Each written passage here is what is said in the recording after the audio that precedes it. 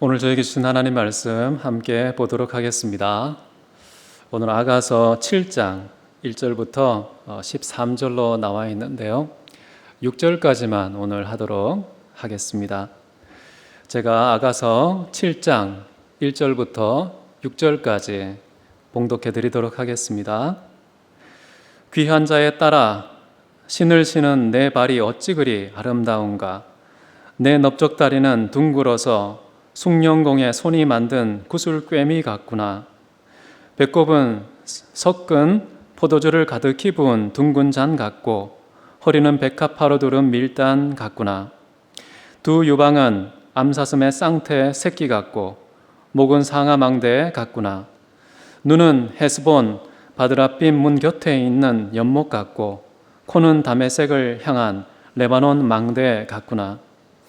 머리는 갈멜산 같고 드리운 머리털은 자주빛이 있으니 왕이 그 머리카락에 매이었구나. 사랑아, 네가 어찌 그리 아름다운지 어찌 그리 화창한지 즐겁게 하는구나. 아멘. 오늘은 존귀하게 만드는 사랑이라는 제목으로 하나님 말씀 나누기를 원합니다. 하나님 말씀 나누기 전에 갑작스럽게 코로나 상황이 악화되어서 다시 비대면 온라인 예배를 드리게 된 것에 대해 잠깐 언급하고 지나가고 싶은데요. 여러분, 집에서 모니터를 통해 예배를 드린다고 해서 하나님께서 예배받지 않으시는 것이 아닙니다. 성경에는 분명히 예배의 아주 큰 변혁이 예수님을 통해서 일어났습니다. 유대인들은 특정한 장소, 특정한 건물 그 안에서 드려지는 예배가 진짜 예배라고 생각해서 예루살렘 성전을 강조했습니다. 그런데 예수님께서는 참으로 놀라운 그런 발언을 하셨는데요. 예루살렘에서도 말고 그리심산에서도 말고 여기나 저기가 아닌 오직 영과 진리로 예배하는 자를 하나님께서 찾으신다라고 말씀을 하셨지요. 자, 그렇기 때문에 지금 코로나 시대에 예배당에 함께 모여서 공동체로 드리는 예배가 불가능한 이 상황에서 우리는 예수님의 이 예배의 본질 다시금 회복하고 깊이 숙고하는 시간을 가지면 좋겠습니다. 하나님께서는 결코 사람의 손으로 지은 성전에 그렇게 가두어 계신 분이 아니시죠. 분명히 예레미야 선지자도 선포한 것처럼 내가 천지에 충만하지 아니하냐. 만유 가운데 계시고 만유 위에 계신, 전 우주를 다스리시고 온 우주도 다 감당하지 못할 정도로 온 천지에 충만하신 그런 하나님의 그 거대한 위대함을 우리가 묵상하고 그분께 예배하는 그런 우리의 어떤 그 마음의 태도, 예배를 드리는 자세의 변화가 어쩌면 이번 기회에 회복되지는 않을까라는 기대감도 갖습니다. 비록 힘들고 어렵고 서로가 서로를 사랑으로 보듬지 못하는 이렇게 독립된 공간에 각자가 마치 하나님 앞에 단독자로 서서 외로운 예배자로 하나님께 예배드린 것처럼 느껴지는 이 순간에도 여러분, 하나님께 어쩌면 감사하고 이런 것이 회복되지 않을지라도 심지어 내가 죽을 때까지 하나님 때문에 감사는 중단하지 않겠다. 여전히 찬송과 예배를 주님께 드리겠다라는 마음의 다짐이 우리 대학교의 성도님들 가운데 있기를 진심으로 바랍니다. 오늘 우리가 함께 읽은 말씀은 솔로몬이 특정한 계기를 따라서 술람미 여인에 대해서 설명하는 내용인데요. 그 계기라는 것은 지난주에 살핀 것처럼 예루살렘 여인들이 술람미 여인의 그 아름다움에 취하여서 다가오고 돌아오고 만나보자 라는 얘기를 했지만 그 궁극적인 목적이 마치 군부대의 무희처럼 그 춤사위의 유희를 즐기기 위한 그 대상으로 여겼을 때에 솔로몬은 발끈하면서 내가 진짜 사랑하는 이 술람미 여인의 진정한 가치는 너희들이 생각하는 것과 다르다. 얼마나 존귀한 줄 아느냐. 자, 이런 문맥에서 지금 오늘 읽은 말씀 속에서는 여인이 얼마나 존귀한지 각 신체의 부위별로 조목조목 설명하고 있는 그런 내용이 되겠습니다. 여러분 지난번에도 설명한 것처럼 다양한 은유를 통해서 사랑하는 그런 사람의 신체를 묘사하는 왓즈푸, 그런 왓즈푸 기법이 오늘 본문에서 네 번째로 이제 등장하게 되는 것인데요. 앞에서는 주로 위로부터 아래로 내려가는 하향식 설명이었다면 오늘은 특이하게도 밑에서부터 위로 올라가 머리 끝까지 이르는 상향식 설명이 나오고 있다는 것도 참 특이합니다. 이 솔로몬은 여인의 발, 허벅지, 배꼽, 배, 가슴, 목, 입, 코, 눈, 머리, 머릿결 이렇게 밑에서부터 위로까지 다양한 은유적 도구를 통해서 여인의 고귀하고 존귀한 모습을 설명하고 있습니다. 자, 그런데 왜 솔로몬은 이렇게 여인의 몸 전체를 고귀하다고 설명하면 끝날 일을 몸의 각 지체들을 아주 구체적으로 세밀하게 설명하고 있는 것일까요? 저는 사랑이 시킨 일이라고 생각을 합니다. 사랑하면 상대방을 어떤 숲을 보듯이 전체적인 관점으로 사랑하며 보기도 하고요. 그러나 동시에 마치 나무를 보듯이 아주 섬세하고 구체적인 그런 관점으로 상대방을 보기도 한다는 것이죠. 우리 하나님도 그렇습니다. 하나님께서는 온 우주와 만물과 역사 전부를 주관하는 통치자가 되시지요. 그렇지만 동시에 그 우주의 개별적인 사물들, 역사의 구체적인 순간들, 그것도 살피고 계시다는 것이죠. 성경에 보면은 침삼킬 동안에도 하나님께서는 사랑의 관심을 우리에게 쏟아붓고 계시다. 동시에 천년을 하루처럼 여기면서 아주 긴 호흡으로 역사의 고삐를 잡고 온 우주를 이끌어 가시는 그 웅장한 하나님의 모습도 동시에 표현하고 있습니다. 그래서 이 세상은요, 굉장히 다양한 차원의 겹들로 운영되고 있구나라는 것을 우리는 하나님의 섭리, 이 섭리를 잘 표현하고 있는 솔로몬의 설명을 통해서 우리는 확인할 수 있을 것 같아요. 그래서 여러분, 세상을 바라보고 이해할 때 너무 하나의 안경만 가지고서 단일한 초점으로 바라보지 않는 것이 지혜로운 것입니다. 하나님께서는 계시록에 보면 눈동자가 얼마나 많습니까? 정말 다양한 관점, 다양한 시선, 다양한 초점을 가지고서 하나님께서는 온 세상을 이끌어가고 계신데 정작 우리는 딱 하나의 초점에 맞추어서 그것이 마치 전부인 것처럼 다른 모든 참된 가치와 진리를 배척하는 그런 고집스러운 종교인의 모습으로 세상 앞에 비춰질까 두려움도 있습니다. 정말 구체적으로 솔로몬이 어떻게 하나님의 그 섬세한 섭리를 술람미 여인을 설명하면서 나타내고 있는지 1절부터 한번 보도록 하겠습니다. 자, 귀한 자의 딸아. 이제 여인을 설명할 때 무희, 군부대에서 춤추고 있는 그런 무희로 설명하지 않고요. 지금 너희들이 평가하고 있는 이 여인은 존귀한 자의 딸이다. 좀 다르게 번역한다면 존귀한 왕자의 딸이다 라고 번역할 수도 있습니다. 여러분, 지금 솔로몬은 다소 예루살렘 여인들이 자기 여인에 대해서 좀 하향평가한 그런 것에 대한 불쾌함을 드러내면서 동시에 고귀한 가치를 드러내고 있는데요.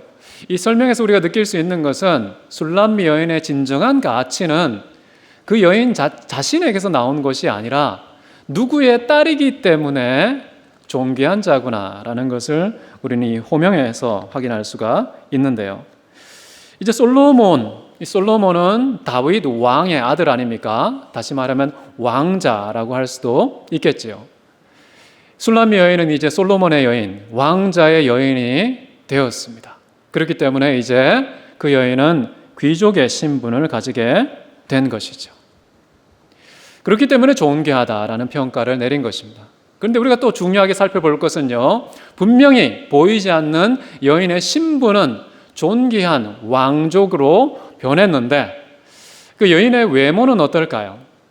그 외모는 전혀 변화가 없다는 사실을 주목할 필요가 있습니다.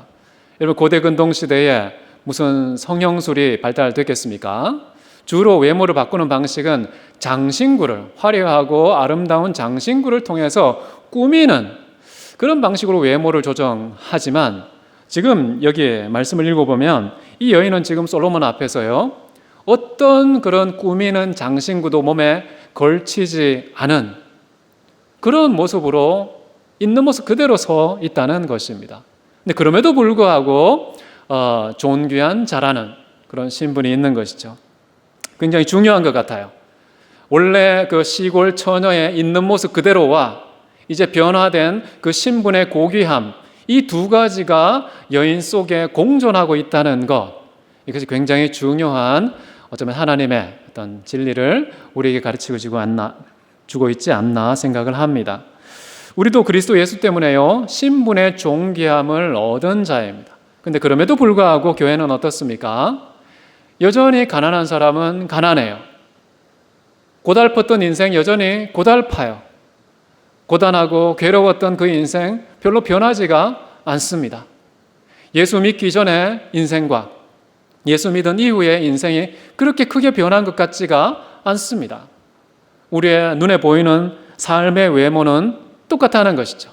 근데 그럼에도 불구하고 우리가 하나님 앞에 그리스도 예수와 한 몸이 되는 순간 이제 하늘의 아들, 성자, 왕 중의 왕인 그 왕의 왕자에게 속한 왕자의 딸들이 된 것이죠.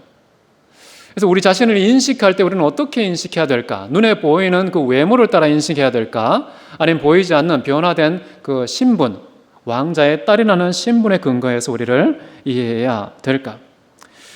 저는 후자에 있다고 생각을 합니다. 근데 그럼에도 불구하고 여전히 초라한 외모를 갖고 있다는 것은 이 땅에서 함부로 교만하지 말고 일평생 겸손해야 한다라는 메시지가 어쩌면 초라한 외모와 정말 존귀한 신분이 공존하는 교회의 모습, 그것의 의미가 아닌가 생각합니다. 여러분 시편 16편 3절 한번 보시면요, 땅에 있는 성도들은 존귀한 자들이니 나의 모든 즐거움이 그들에게 있도다. 땅에 있는 성도들은 존귀하다라는 말을 했습니다. 땅이라는 말은 먼지하고 같은 표현이기도 합니다. 먼지와 같은 땅에 존재하는 이 성도들은 존귀하다. 이 두 가지가 맞물려 있는 표현이라고 볼 수 있겠죠. 자, 이런 하나님의 우리가 감당할 수 없는 격찬 앞에서 우리는 어떤 반응을 보이며 살아야 될까요? 저는 주님께서 기뻐하고 감격한 모든 즐거움이 우리에게 있다는 이런 존귀한 자라는 격찬보다 훨씬 더 크게 기뻐하고 감격해야 마땅한 것이 아닐까 싶습니다. 그것이 너무나도 커서 우리가 지금 앉아있는 이런 슬픔과 절망과 아픔의 자리에서 벌떡 일어나서 하나님의 이 평가 앞에 긍정적으로 반응하는 우리의 태도를 취해야 되는 것이 아닌가. 술람미 여인은 주변 여인들의 그 평가, 군부대의 무희야라는 그런 평가와 이 솔로몬이 말한 것처럼 존귀한 왕자의 딸이라는 이 두 가지 평가 앞에 술람미 여인은 서 있습니다. 이 술람미 여인은 어디에 춤춰야 하는 것일까요? 세상 여인들의 평가가 아니라 솔로몬의 이 평가, 존귀한 왕자의 딸이라는 그 평가에 맞추어진 언행을, 그런 삶을 살아가는 것이 마땅한 것 같습니다. 그럼에도 불구하고 여전히 변하지 않는 자기의 외모를 보면서 항상 그 처녀, 시골 처녀의 겸손한 자리를 떠나지 않는 그런 것이 가능하지 않을까 싶습니다. 우리 교회도 이런 모습이어야 된다는 그런 말씀 나누고 싶고요. 그 다음 이제 말씀 뒷부분 보면요, 신을 신은 내 발이 어찌 그리 아름다운가. 최상급 아름다움을 지금 신을 신은 발에 돌리고 있다는 사실이 저는 참 특이합니다. 이런 발은 뭡니까? 머리가 원하기만 하면 어떠한 반론이나 불평도 없이 그 육중한 몸을 짊어지고 어디든지 이동해야 되는 그런 운명을 가지고 있는 신체의 한 부위가 발입니다. 가장 힘든 일을 하면서도 눈에서 가장 먼 곳에 유배되어 있기 때문에 많은 시선으로부터 외면을 당하는 몸의 한 기관인 것이죠. 자, 그런데 이 솔로몬은 죽을 때까지 짐꾼으로 살아가는 이 발의 무거운 일생, 아무도 주목하지 않는 그 발의 고달픈 신세를 마치 이해하는 것처럼 너는 존귀한 자야 라고 설명할 때 그 설명의 1순위를 차지하는 그런 기관은 바로 발이었던 것이죠. 여인의 이렇게 가장 소외된 부위부터 챙기는 이 솔로몬의 진실한 사랑 어떻게 생각하십니까? 여인의 존재가 고귀합니다. 그런데 그 존재의 끝에 매달려 있는 그 발도 예외가 아님을 강조하기 위해서 어쩌면 이런 말을 하지 않았을까 싶습니다. 여러분, 교회 안에서도요, 하나님께서 가장 1순위로 정말 존귀하다고 사랑의 관심을 쏟아붓는 대상은 어디일까요? 제가 볼 때는 가장 연약하고 가장 소외된 분이 아닐까 싶습니다. 입이 없어서 말도 못하고, 눈이 없어서 제대로 관찰도 못하고, 손이 없어서 더 가지려고 챙기지도 못하는 그런 발처럼 교회에 보이지 않는 그 토대 밑에 묵묵히 떠받치며 살아가는 그 발의 지체들, 그런 지체들을 하나님께서는 어쩌면 1순위로 존중하는 대상이 아닐까 싶습니다. 이런 공동체의 아주 특별한 상황에 대해서 사도 바울은 고린도전서 12장에서 이런 말을 했습니다. 더 약하게 보이는 몸의 지체가 도리어 요긴하고 우리가 몸에 덜 귀히 여기는 그것들을 더욱 귀한 것들로 입혀주며 우리의 아름답지 못한 지체는 더욱 아름다운 것을 얻느니라. 발이라고 해서 무시했던 그런 일반적인 세상의 습관을 따라서 어쩌면 교회에 별로 도움이 되지 않고 눈에 띄지도 않는 그런 분들에 대해서는 혹시 우리가 차별하거나 무시하는 그런 태도를 취하지는 않는지, 하나님의 관심사를 기준으로 교회 안에서 가장 약하고 소외된 사람을 먼저 귀하다고 평가하는 공동체가 되면 참 좋겠습니다. 자, 그런데요, 그녀의 그 발이 아름다운 이유 중에 하나가 신발을 신었다는 이야기가 나옵니다. 신을 신은 너의 발이 어찌 그리 아름다운가. 여러분, 고대 근동시대의 신발은 귀족과 왕족의 신분을 나타내는 하나의 중요한 도구였습니다. 웬만한 사람들은 지푸라기 신발을 신거나 아니면 맨발로 다니는 것이 그때 당시의 문화였는데, 신발을 신었다라는 것은 그 여인이 발조차도 얼마나 존귀함을 옷 입고 있는가라는 것을 설명하는 것이죠. 자, 그런데 중요한 것은요, 고대 시대의 신발의 어떤 성경적인 의미는 무엇이었느냐 한번 살펴볼 필요가 있는데, 어떻게 하면 신발을 신은 발이 아름다울 수 있을까? 발을 아름답게 만드는 그 신발은 무엇일까? 자, 그것은 제가 볼 때 이사야 선지자가 잘 설명해 주고 있는 것 같은데요.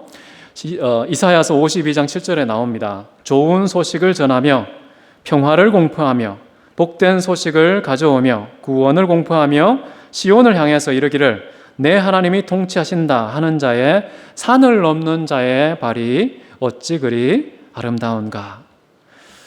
이사야 선지자에게 신발은 뭐였습니까? 복음이었던 것이죠. 여러분, 신체를 운반하는 것보다 복음을 전달하는 발이 훨씬 더 아름답고 고귀하다라는 것을 우리는 여기에서 확인할 수 있습니다. 이런 구약의 이해를 물려받은 사도 바울은 우리가 어디를 가든지 무슨 신발을 신고 다녀야 한다고 얘기를 합니까? 평화의 복음으로 예비한, 만들어진 그런 신을 신고 출입해야 한다라고 말했던 것이죠. 자, 그 다음 솔로몬의 시선은 이제 여인의 허벅지로 이동을 합니다. 자, 여기 보면은요, 넓적다리, 허벅지라고 할 수 있는데요. 이 허벅지의 곡선이라고 번역하는 게 더 좋습니다. 그대의 허벅지의 곡선이 참 둥글고 아름답다라는 그런 표현인데요. 이거 보면은 장인 또는 숭늉공의 손으로 만들어진 장신구 또는 구슬꿰미와 같다라는 표현을 했습니다. 넓적다리, 얼마나 아름답겠습니까? 그런데 어떤 장신구도 걸치지 않고 그 여인의 허벅지 자체가 예술이다. 정말 아름다운 그런 명인의 손으로 빚어진 최고의 작품이다 라는 표현을 하고 있는 것을 볼 수가 있습니다. 자, 여인의 허벅지 자체가 보석이다, 장신구다 라는 그런 솔로몬의 표현을 조금 삐딱하게 해석하는 사람들도 있습니다. 아마도 솔로몬이 가지고 있던 수많은 그 보석들, 그 수많은 장신구들, 그것이 여인의 어떤 몸을 장식하는 도구로 쓰일까봐 아까워서 이런 허벅지를 보석으로 칭찬하는 방식으로 때우려는 어쩌면 구두쇠 기질의 발동이 아닌가라고 생각하는 분도 계시대요. 그러나 여인의 고귀함을 노래하는 이 솔로몬의 문장은 사랑의 붓이 지나간 흔적이라고 보시는 게 더 좋겠습니다. 사랑은요, 아무리 초라하고 가리워진 그런 인생도 존귀한 그 보석으로 바꾸는 능력이 있다고 생각을 합니다. 원래 미학은 사랑에 의존하는 것이죠. 사랑은 미의 표면만을 비추는 것이 아니라 사랑의 본질, 아름다움의 본질을 비추는 태양과 같습니다. 지저분한 표면을 뚫고 들어가서 본질의 뽀얀 속살을 감지하는 능력은 사랑밖에 없습니다. 만물의 가장 아름다운 본질을 비추는 그런 능력은 어디에 있을까요? 그 본질은 오직 사랑의 빛에 의해서만 드러나는 것이라고 볼 수가 있겠습니다. 이 세상 자연 만물만이 아닙니다. 이 자연 만물만이 아니라 이 성경의 아름다운 본질을 꿰뚫어보는 가장 유일한 도구도 사랑밖에 없다는 그런 사실을 우리는 예수님의 말씀에서 이해할 수가 있는데요. 성경의 가장 아름다운 본질은 누굽니까? 예수님 자신 아닙니까? 그런데 많은 사람들이 예수님에게로 성경을 아무리 연구하면서도 예수님께 나오지 않는다는 거예요. 예수님과 무관한 성경으로 읽고 해석하고 설교하는 그런 목회자가 유럽에 엄청나게 많고 미국에도 대단히 많고 한국에도 적지 않다는 사실은 참 위태로운 것 같습니다. 왜 그럴까 도대체? 자연을 보고서도 하나님의 놀라운 신성과 능력을 보지 못하고 성경을 보아도 예수 그리스도 그 아름다운 이름을 보지 못하는 그런 그 캄캄한 맹인의 모습은 문제가 무엇일까? 저는 요한복음 5장 42절에 나와 있다고 생각해요. 하나님을 사랑하는 것이 너희 속에 없음을 알았노라. 사랑하지 않으니까 하나님이 보이지 않는 것이죠. 미학의 근원이신 하나님을 모르면 미의 신적인 차원까지 결코 이르지 못하기 때문에 무엇을 보아도요 아름답지가 않습니다. 성경을 봐도 아름다운 예수 보이지가 않고요, 만물을 봐도 하나님의 아름다운 성품이 보이지 않게 되는 것이죠. 여러분, 사람이 처음 볼 때는 물론 자연 만물 속의 아름다움을 느끼기는 합니다. 그러나 금세 익숙해지기 때문에 눈의 즐거움은 아주 급속히 사라지게 되는 것이죠. 평범한 일상의 지루한 반복, 그것이 그 즐거움을 대체하기 때문에 그런 것입니다. 여러분, 세상을 아름답게 보기 위해서는, 시간의 역사를 아름답게 보기 위해서는, 성경을 아름답게 보기 위해서는 하나님을 사랑하는 마음이 가장 중요한 도구라는 사실 잊지 않았으면 좋겠습니다. 자, 이제 배꼽으로 넘어갑니다. 2절을 보십시오. 배꼽은 섞은 포도주를 가득 부은 둥근 잔 같다. 여러분, 이 배꼽이라는 말, 소레르라는 말인데요, 유일하게 이 본문에만 사용된 것입니다. 성경 다른 어떤 곳에서도 사용되지 않은 이 표현. 이 배꼽이 과연 무엇일까요? 저는 그렇게 생각합니다. 배꼽은 인간이 스스로 존재하지 않고 생명이 외부에 연결되어 있었다는 사실을 끊임없이 우리에게 알려주는 기능을 합니다. 배꼽에 다른 용도가 있으면 저한테 제보해 주십시오. 다른 용도가 없습니다.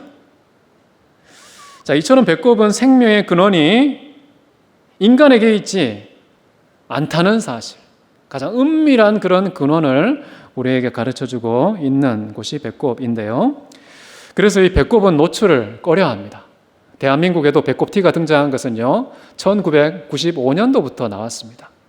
고대 시대도 보면요, 사람들이 가슴을 드러내는 것은 일상적인 일이었지만은, 그러나 가장 드러내지 않고 노출을 꺼려했던 부위는 배꼽이었습니다. 참 특이하죠. 이유는 잘 모르겠습니다. 여러분, 지구의 배꼽이라 불리우는 호주의 올룰루라는 곳도 있습니다. 그것도 최근에 늘 관광지로 또 등산을 할 수 있도록 되어 있었는데 2019년도에 그 등산이 금지되는 바람에 그 지구의 배꼽도 이제 노출을 중단하게 된 것이죠. 물론 그 홀룰루라는 곳은 툭 튀어나온 하나의 어떤 언덕 같은 곳인데요. 그러나 이 지구의 배꼽과는 달리 인간의 배꼽은요, 아름답습니까? 아름답지 않습니까? 그냥 피부가 움푹 패인 곳입니다. 패였기 때문에 이 먼지와 이물질이 잔뜩 고여서 악취를 풍기는 곳입니다.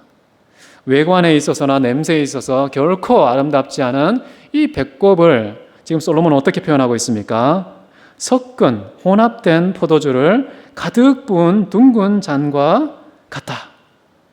그런 잔처럼 항구적인 즐거움과 기쁨을 주는 그런 곳이 바로 배꼽이다 라고 이야기를 하고 있는 것이죠.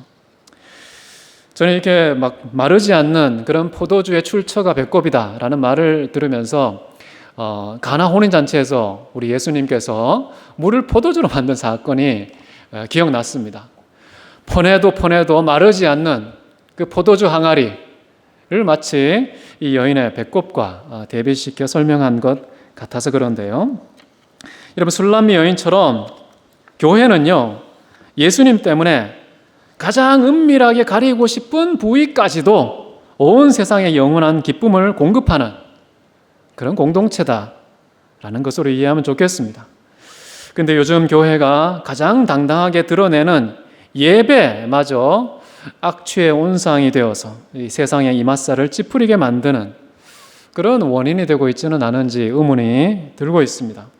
본래 교회는요, 이 공동체의 어떤 부위, 특별히 가장 은밀하게 노출을 꺼려하는 가장 감추고 싶은 배꼽, 교회의 배꼽은 뭘까요? 다른 모든 공동체도 그렇지만요, 회계장부 아니겠습니까?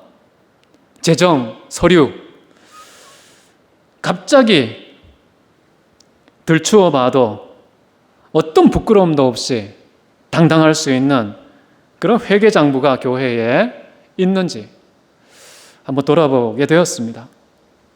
우리 교회는 갑작스럽게 교회의 어떤 부분을 들춰보더라도 이 세상에 마치 마르지 않는 포도주를 제공해서 항구적인 즐거움을 제공하는 공동체가 될 수 있어야 되지 않을까 그런 생각을 해봅니다. 자, 그 다음 한번 보십시오. 그 다음 보시면은 이제 허리 이야기가 나오고 있습니다. 이 허리는 이제 잘못된 번역이라고 할 수 있습니다. 배라고 하시면 되겠습니다. 이 전체를 커버하고 있는 배꼽에서 이제 배로 확대된 것이죠. 이 배는요, 백합화로 밀단 같구나.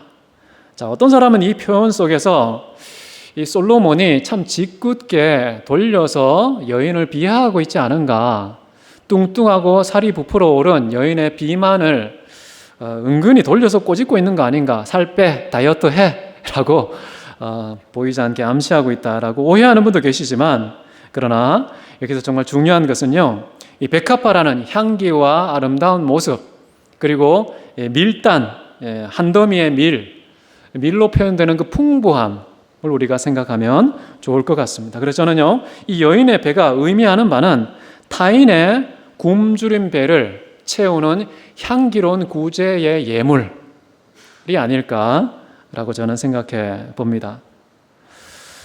여러분, 교회는요, 자신의 위장을 챙기는 곳이 아닙니다. 타인의 굶주린 위장을 살피고 그 텅 빈 피로를 채워주는 곳이 바로 교회라는 것이죠. 온 인류의 위장을 다 채우고도 남을 그런 무한한 풍부함이 예수 그리스도 때문에 우리는 교회 안에 있다는 사실을 망각해서는 안 되겠습니다. 그래서 끊임없이 퍼주고 또 퍼주어서 온 세상의 위장이 다 채워질 때까지 나누고 베풀고 섬기는 그런 사랑의 공동체, 하나님의 사랑이 무한함을 증명하는 그런 섬김의 공동체가 되어야 한다라는 생각을 해봅니다. 배라는 곳은 새로운 생명이 잉태되는 곳입니다. 동시에 10개월 동안 그 안에 양육을 받는 곳이기도 합니다. 그럼 교회는 어떤 곳이 되어야 될까요? 교회는 여인의 배처럼 정말 새로운 생명이 복음의 선포로 말미암아 잉태되는 곳이어야 합니다. 동시에 잉태된 그런 새로운 생명이 필요한 기간 동안 성장할 수 있는 그런 아름다운 양육의 처소도 되어야 한다는 것이죠. 자, 그래서 교회는요, 쭉 살펴본 것처럼 구제와 하나님의 말씀, 이 복음이 두 기둥이 되어서 어느 곳도 치우치지 않고 온 세상을 향기롭게 풍요롭게 만드는 공동체가 되어야 된다라는 생각을 해봅니다. 3절을 보시면 이제 가슴에 대한 이야기가 나오죠. 두 가슴은 암사슴의 쌍태 새끼 같구나. 자, 이것은 아가서 4장 5절에 나왔던 똑같은 표현이기 때문에 지나간 그 설명을 참조하시면 되겠습니다. 이제 4절을 보십시오. 목 이야기가 나옵니다. 목은 상하 망대 같구나. 상하로 된 망대. 여러분, 이렇게 여인이 솔로몬을 설명할 때 다윗의 망대라는 표현을 썼었죠. 그런데 마치 이거하고 쌍을 이루듯이 지금 솔로몬은 여인을 향해서 당신의 목은 상하, 아름다운 상하로 만들어진 망대와 같습니다 라는 표현을 해주고 있습니다. 목이라는 것은 머리와 몸을 연결하는 그런 부위라고 할 수가 있겠습니다. 그래서 많은 신학자들이 이 목의 아름다운 망대는 믿음을 가리키는 것이다. 믿음에 의해서 머리 대신 주님과 교회가 연결될 수 있기 때문이다 라는 이야기를 합니다. 자, 그런데 망대의 1차적인 기능은 무엇일까요? 적군과 아군 진영을 관찰하는 것, 그것이 1차적인 기능인데요. 여러분, 교회는요, 세상도 살피고 교회 자체도 살펴 돌아봐야 될 그런 목의 기능을 가지고 있다는 사실 우리는 기억해야 되겠습니다.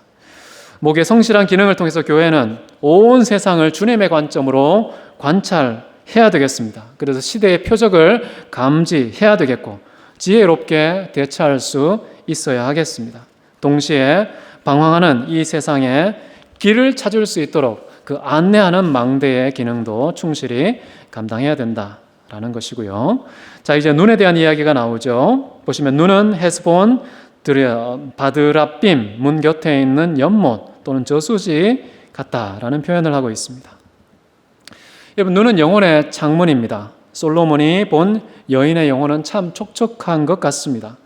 깨끗하고 고요한 저수지와 같은 이 여인의 눈동자. 아무리 메마른 감정도 촉촉하게 적시는 이 사랑의 물기가 흥건한 영혼을 이 여인은 소유하고 있다는 뜻이겠죠. 사람들의 모든 기근과 갈증을 해결하는 비옥한 그런 영혼의 소유자가 여인이다라는 것입니다. 사실 솔로몬은 연못을 많이 지은 사람이기 때문에 연못의 의미와 그 중요성, 용도를 가장 잘 아는 사람인데요. 자, 그런데 그렇게 많은 연못을 지었지만 이 술람미 여인은 진짜 최고의 저수지이구나라는 것을 고백하고 있습니다. 여러분, 사랑하는 사람만 있으면은 아무리 목말라도 아무리 배고파도 이겨내는 것 같습니다. 눈동자에 고인 그 사랑의 물기에 조금만 축여도 살아갈 용기, 새로운 힘이 샘솟기 때문이겠죠. 교회는 그런 곳이면 되면 좋겠다. 온 세상이 절망의 바닥에 풀썩 주저앉아서 슬픔과 고통 가운데 빠져 있다 할지라도 여전히 충분한 회복의 물을 공급하는 저수지와 같아서 정말 교회의 눈동자만 세상이 보기만 해도 땅에서의 모든 문제가 하늘의 해법으로 소멸되는 그런 축복을 온 세상이 체험할 수 있는 곳, 그곳이 교회가 되어지지 않을까 싶습니다. 자, 그 다음에 이제 코에 대한 이야기로 넘어갑니다. 코는 다메섹을 향한 레바논 망대 같구나. 레바논의 높은 망대, 레바논의 망대라고 표현할 때 어쩌면 여인의 콧대가 참 높았구나라는 생각이 듭니다. 이 망대라는 말, 아까 말씀드렸기 때문에 생략을 하고요. 이 코라는 말을 좀 히브리어 단어를 좀 살펴보면 여기에 분노라는 말도 사실 함축되어 있습니다. 콧대가 높다. 아주 의로운 분노를 밖으로 쏟아낼 줄 아는 그런 사람을 일컬어서 경건한 콧대 이야기를 하는 것이죠. 자, 그렇기 때문에 우리가 여인의 고귀한 모습, 존귀한 모습, 그것은 그냥 말랑말랑하고 따뜻하고 아름답고 부드럽고 착한 이런 모습만 있는 것이 아니라요, 적당히 콧대가 높아서 의로운 분노를 쏟아낼 줄도 아는 그런 여인이 되어야 비로소 존귀하다, 고귀하다라고 평가할 수 있겠죠. 저는 솔로몬이 표현한 이 대목이 어쩌면 우리에게 중요하지 않나 싶습니다. 여러분, 교회도 마찬가지입니다. 이 세상에 정말 피 터지고 너무나 고통과 아픔 속에서 모든 그런 소망이 다 빠져나가서 탈진해 있는 이 세상을 일으켜주는 그런 사랑의 공동체인 동시에요, 온 세상에 나타나는 불의, 불법, 거짓, 폭력에 대해서는 아주 따끔한 그런 정의의 회초리를 들 수 있어야 된다는 것이죠. 그래서 온 세상의 모든 허물을 덮을 수 있는 그 따뜻한 사랑, 함께 이 세상의 모든 그런 죄, 지극히 사소한 죄에 대해서도 그냥 지나가지 않는 아주 엄격한 정의, 이 두 가지가 함께 조화를 이룰 때에 교회는 존귀한 공동체가 된다라고 생각합니다. 여러분, 세상이 교회를 핫바지로 보는 경우가 많습니다. 그렇지 않고 정말 엄격한 정의는 교회에 가서 찾아볼 수 있다라는 그런 평판이 온 세상에 자욱해야 되지 않겠습니까? 자, 이제 5절을 한번 보십시오. 머리는 갈멜산 같고 두리운 머리털은 자줏빛이 있으니 라는 표현이 나옵니다. 자, 여기 보면 5절에 이게 머리, 이 머리는 갈멜산과 같다라는 이야기를 합니다. 이 갈멜산은 뭐 그렇게 높지가 않습니다. 한 500m 정도밖에 안 되는데요. 다른 2500m 육박하는 그런 레바논 산들과는 비교할 수 없이 낮은 산입니다. 근데 그럼에도 불구하고 만약에 산이 머리에 은유라면 이야기가 달라지는 것이죠. 여인의 머리는 아주 높은 산과 같은 그런 위엄을 가지고 있다라는 설명으로 이해하면 되겠습니다. 여러분, 교회의 머리도 그렇게 생각하셔야 됩니다. 교회는 비록 이 땅에 발을 딛고 낮은 곳에 있지만요, 교회의 머리는 전혀 다릅니다. 산과 같이 높은 곳에 있다는 것이죠. 머리이신 예수 그리스도, 그분은 하늘로 승천하셔서 하나님 거룩한 보호자 우편에 앉아 계신 그런 분이기 때문에 이 머리의 산과 같은 위엄은 우리가 결코 망각해서는 안 되는 것이다. 그럼 교회의 행실은 어때야 되겠습니까? 교회의 행실은 몸에 근거한 그런 행실이 아니라요, 높은 위엄이 있는 그리스도 예수의 위엄에 맞추어서 교회의 말과 행동이 움직여져야 된다. 하늘이 입을 열어서 말하는 것처럼 말해야 되겠고요, 하늘이 움직이는 것처럼 거동해야 한다는 뜻이겠죠. 그래서 이 세상이 아무리 불의하고 음란하고 폭력적인 그 분위기로 가더라도요, 이 교회의 높은 위엄 때문에 뭔가 마지막 순간까지 비빌 언덕, 기댈 수 있는 든든한 산처럼 교회가 자리매김해야 되겠다라는 생각을 갖습니다. 자, 여인의 흘러내린 머릿결은 어떻습니까? 자주색 천과 같다라는 표현을 사용하고 있습니다. 고대 근동 시대의 이 자주색 염료는요, 굉장히 희귀했습니다. 특별히 이런 페니키아 해변, 그 해변에서만 나는 그런 뿔고둥 달팽이라는 그런 아주 작은 미물이 있는데, 거기에 아주 작은 어떤 전립선 같은 그것을 축출해서 만든 것이 자주색 염료인데요. 그런 자주색 천을 만들기 위해서는 얼마나 많은 달팽이가 죽어야 되겠습니까? 구하기도 어렵고 물량도 작기 때문에 아주 비쌀 수밖에 없고, 이 자주색 천을 가지고 있다는 것은 아마 왕족 또는 귀족이 아니면 안 된다라는 것이 그때의 상식이었는데요. 이 색깔만 봐도 확인되는 이 신분, 그런데 이 여인의 머릿결은 자주색 천과 같다라는 표현을 썼다는 것은, 이 여인은 특별히 자주색 천을 걸치지 않더라도 그녀의 머릿결 자체가 이미 귀족이다, 이미 왕족이다 라는 표현을 하고 있는 것이죠. 자, 그 다음 표현이 참 특이합니다. 왕이 그 머리카락에 매였구나, 결박이 되었구나 라는 그런 설명이 이어지고 있습니다. 자, 한번 보십시오. 비슷한 내용이 사실 삼손 이야기가 있지 않습니까? 삼손은 이 사랑에 속아서 들릴라의 머리털 거기에 취해서 자기의 머리카락이 다 깎이고 블레셋 사람들의 수치를 당했던 그런 사람이 삼손이었는데요. 근데 똑같은 사랑에 취하기는 했지만 이 솔로몬은 좀 다른 그런 사랑에 빠져 있는 모습이 보입니다. 사랑하는 아름다운 여인의 머릿결, 그 머릿결은 자주색 천, 최고급 천처럼 아름다운 귀족적인 존귀한 그런 머릿결인데, 그 머리 타래에 자기 자신이 완전히 감싸여서 결박되어 있는 그런 솔로몬을 자세히 한번 보십시오. 그 결박에서 벗어나고 싶은 기색이 전혀 보이지가 않는다는 것이 참 특색이죠. 여인에게 속박되는 것이 그 솔로몬 왕에게는 불행이 아니라 행복이었구나 라는 생각을 해볼 수가 있습니다. 여러분, 사랑은 참 이상하지 않습니까? 결박도 사랑하는 연인 사이에는 행복의 수단이 된다는 것이죠. 주님과 우리의 사랑도 참 비슷한 것 같습니다. 주님이 내 안에, 내가 주님 안에 거하는 이 쌍방적인 속박, 이것이 사랑의 극치를 설명하는 내용이 되고 있다는 것. 사랑하면 사랑할수록 서로에게 구속되고 시파하는 아주 역설적인 특성을 사랑은 보여주고 있습니다. 그래서 사도 바울은요, 인생의 목적이 뭐였습니까?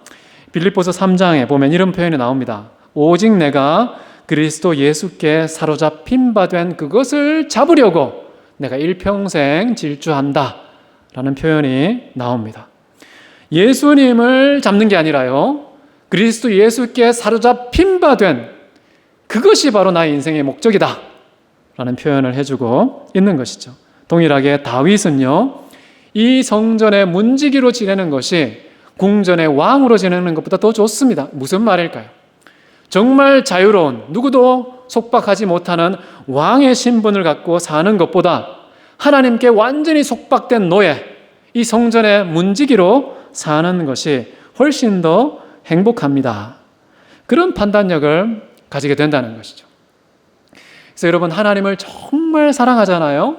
사랑하고 사랑하면 이상하게 하나님의 모든 율법에 얽매이고 싶어집니다.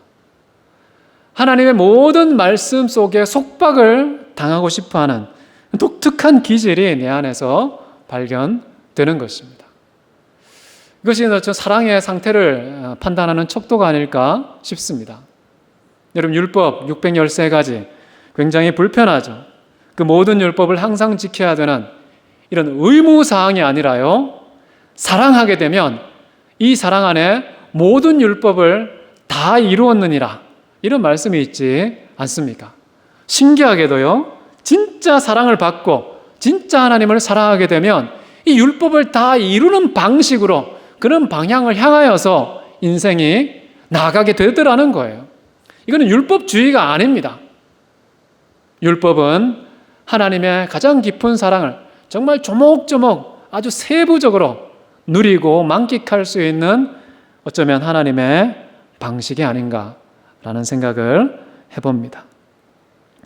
우리가 연인들의 사랑 속에서도 서로에게 참 결박당하는 것, 완전히 그 사람에게 매여서 다른 사람에게 눈길이 가지도 않고 관심이 다른 곳에 새 나가지도 않고 내 모든 시간이 다른 곳에 쏟아부어지지도 않고 오로지 그 사랑하는 여인, 사랑의 상대방에게 내 모든 전 존재가 쏟아부어져서 다 결박당해서 다른 모든 것들은 박탈당해도 다른 모든 자유가 나에게서 완전히 박탈된다 할지라도 여전히 행복하고 기뻐하고 그 속박에서 벗어나지 않고 싶어하는 이런 상태가요, 사랑입니다.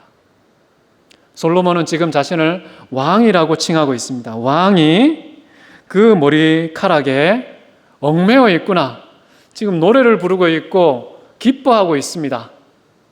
그런 흥겨운 노래 속에 이런 대목이 들어가 있다는 것은 솔로몬이 참 놀라운 사랑의 비밀을 이런 방식으로 우리에게 가르쳐주고 있구나라는 생각을 해봅니다. 여러분, 사실 예수님 믿고 하나님 사랑하기 시작하면서 우리가 버린 게, 포기한 게 참 많죠. 그렇게 즐겁던 골프도 포기하게 되고, 그렇게 달콤하던 도박, 그것도 다 끊어내게 되고, 그렇게 좋아하던 술, 담배, 나도 모르게 다 던져버리고, 내가 좋아하던 그 모든 나에게 쾌락과 즐거움과 유희의 대상이 되었던 그 모든 것을 누릴 자유가 막 박탈됨에도 불구하고 내가 오직 하나님 한 분만으로 기뻐하고 즐거워하고 감사하겠다, 이런 이상한 결박을 즐거워하고 행복해하는 그런 사랑의 체질이 혹시 우리에게 있다면 여러분, 참 건강한 것 같습니다. 이제 마지막 6절을 보십시오. 이제 이 모든 존귀한 여인을 설명한 다음에 그런 존귀한 여인을 설명할 수밖에 없는 그 사랑을 이제 정리하면서 6절에서 이렇게 말합니다. 사랑아, 네가 어찌 그리 아름다운지 어찌 그리 화창한지 즐겁게 하는구나. 이걸 제가 번역한 거 다시 한번 읽어드릴게요. 어찌 그리 눈부시고 어찌 그리 즐거운지 희락에 깃든 사랑이요. 제가 문자적으로 번역한 겁니다. 희락에 깃든 사랑. 여러분, 사랑하면요, 사실은 희락과 좀 거리가 먼 체험을 합니다. 왜냐하면 사랑은 아무리 어렵고 힘들어도요, 모든 것을 참아야 되거든요. 모든 것을 믿어줘야 되거든요. 모든 것을 견뎌내야 되는 것이거든요. 그러니까 이 희락과 즐거움과 기쁨이 있기가 쉽지 않습니다. 사랑하면 고통과 희생을 감수해야 되는 것이 정상적인 것인데, 그런데 이 솔로몬은 뭐라고 얘기합니까? 여인을 바라볼 때마다 눈이 즐거운 거예요. 여인을 만나는 모든 내 몸의 지체들이 기쁨과 희락과 즐거움에 취하게 된다는 것입니다. 정말 이 즐거움에 깃들어 있는 이 놀라운 사랑 하면서 지금 감탄문을 쓰고 있는 것이죠. 여러분, 그렇습니다. 정말 사랑하면요, 모든 것이 즐거워요. 모든 것이 행복해요. 물론 현실에는 고통과 슬픔과 아픔과 절망이 여전히 있는 그대로 있습니다. 근데 그럼에도 불구하고 그것이 나의 신경으로 다가오지 못합니다. 왜요? 사랑이 주는 기쁨과 즐거움과 행복과 만족이 너무 크니까, 너무 압도적이니까 이 세상에 발을 딛고 살면서 체험하고 있는, 여전히 변치 않는 삶의 환경 속에 늘 우리를 괴롭히는 고통과 슬픔과 절망, 그런 것들이 내 믿음의 신경에 다가오지 않는 겁니다. 내 감정을 주관하지 못하게 되는 것입니다. 이런 역설적인 현상이 우리에게 일어나고 있다는 것이죠. 자, 그렇기 때문에 사도 바울도 그렇게 하지 않았습니까? 정말 우리의 현실은 무명한 자인데 그 무명한 자의 느낌이 내게 다가오지 않고 유명한 자라는 그런 판단이 나를 압도한다는 것이죠. 아무것도 가지지 않은 것이 내가 지금 살고 있는 현실인데 모든 것을 가졌다는 이런 느낌이 나를 주장하게 되더라는 거예요. 참 믿음의 사랑은 놀랍지 않습니까? 모든 것을 바꾸는 것입니다. 사랑이 내 인생의 질서가 되면 현실이 변화되지 않았는데도 불구하고 나의 느낌, 나의 감정, 나의 판단, 나의 처신이 완전히 달라지게 된다는 것입니다. 말씀을 정리하기 원합니다.